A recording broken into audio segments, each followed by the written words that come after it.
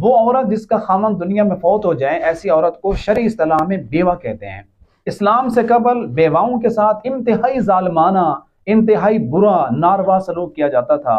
बेवा औरत के साथ नहूसत का तस्वुर लिया जाता था। यह समझा जाता था कि हमारा बंदा जो मरा है उसका सबब और उसकी नहूसत यह औरत है। आइंदा उस औरत के साथ निकाह लोग नहीं करते थे कि यह औरत मनहूस है, इसकी वजह से पहले भी एक बंदा मर गया है।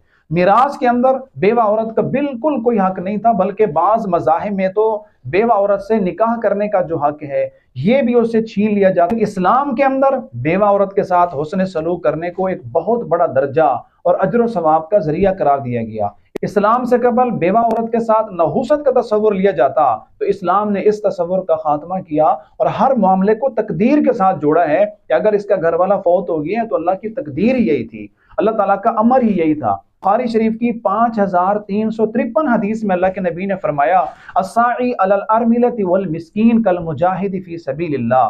किसी बेवा और मिस्कीन के लिए दौड़ धूप करने वाला, फरमाया वो ऐसे है जैसे अल्लाह की राह में जिहाद करने वाला। वकल्लदी यसूमुन नहारा, और ये ऐसे शख्स की तरह है जो दिन को रोजा रखता है, व यक़ूमुल लैला, और रात के वक़्त क़याम करता है। बुखारी शरीफ के हदीस से मालूम होता है कि बेवा की खिदमत करने पर, बेवा का एहतराम करने पर और उसके लिए दौड़ धूप करना, कोशिश करना, इससे आदमी मुजाहिद फी सबीलिल्लाह, रात को इबादत करने वाले और दिन को रोजा रखने वाले का इंसान दर्जा पा लेता है। अल्लाह के नबी अलैहिस्सलातु वस्सलाम ने उम्मत की तालीम के लिए बेवा औरतों के साथ निकाह करके मिसालें कायम की, और हुजूर अलैहिस्सलाम के इस निकाह की वजह से वो बेवा औरतें उम्मत की माएँ बनी, और क़यामत के दिन इन बेवाओं को आप अलैहिस्सलातु वस्सलाम का कुर्ब नसीब होगा, हुजूर के साथ वो जन्नत में जाएंगे। और बेवा औरतों के साथ अल्लाह के नबी ने सिर्फ निकाह ही नहीं किया, मेरे और आपके पैगम्बर अलैहिस्सलातु वस्सलाम ने इंतहाई हुस्न मुआशरत के साथ, हुस्न मामलात के साथ उनका इज़ाज़ व इकराम किया। हज़रत खदीजा रज़ी अल्लाह तआला अन्हा हुजूर अलैहिस्सलाम की ज़ौजा मोहतरमा है, बेवा होने की हालत में अल्लाह के नबी ने इनसे निकाह किया, और जब तक हज़रत खदीजा हयात रही अल्लाह के नबी ने इनके होते हुए किसी और औरत से अल्लाह के नबी ने निकाह नहीं किया। हज़रत उम्मे सलमा रज़ी अल्लाह तआला अन्हा बेवा थी। आप अलैहिस्सलातु वस्सलाम अक्सर उमूर में हज़रत उम्मे सलमा से मशवरा फरमाया करते थे। हज़रत सौदा रज़ी अल्लाह तआला अन्हा भी बेवा थी, अगरचे उम्र रसीदा थे, लेकिन अल्लाह के नबी ने उन्हें भी उम्मत की माँ होने का एजाज़ और लक़ब दिलवाया, और अल्लाह के नबी अलैहिस्सलाम ने ता हयात उनको अपने अक़्द निकाह में रखा। इस्लाम आने से बेवा औरत को हकूक मिले, और इस्लाम ने बेवा की इद्दत को महदूद करार दिया।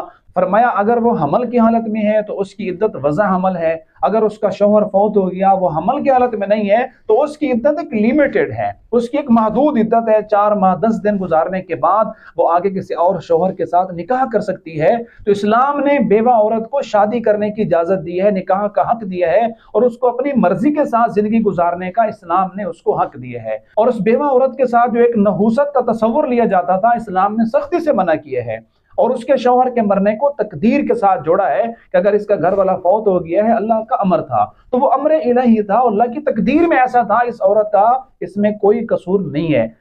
अगर इस्लाम से कबल किसी औरत का घर वाला फौत हो जाता तो उसको बंद काली कोठरी में रखा जाता, 1 साल उसकी इद्दत होती, साल के बाद उसको उस काली कोठरी से बाहर निकाला जाता, और उसका जिस्म इंतहाई तअफ़्फ़ुन वाला बदबूदार हो चुका होता था। इस्लाम ने बेवा की इद्दत को महदूद करार दिया, और बेवा की कफालत को रियासत और मुआशरे के जो जिम्मेदार लोग हैं उनका फरीज़ा करार दिया कि ये लोग बेवा की कफालत करें। हर मुमकिन कोशिश में हम सब ने कमज़ोर तबकों के साथ, ख़ास तौर पे बेवाओं के साथ हुस्न सलूक की कोशिश करनी है, ताकि हम दुनिया में भी कामयाब हो सकें और आखिरत में भी हम अल्लाह के यहाँ सुरखरू हो सकें। वमा अलैना इल्लल बलाग।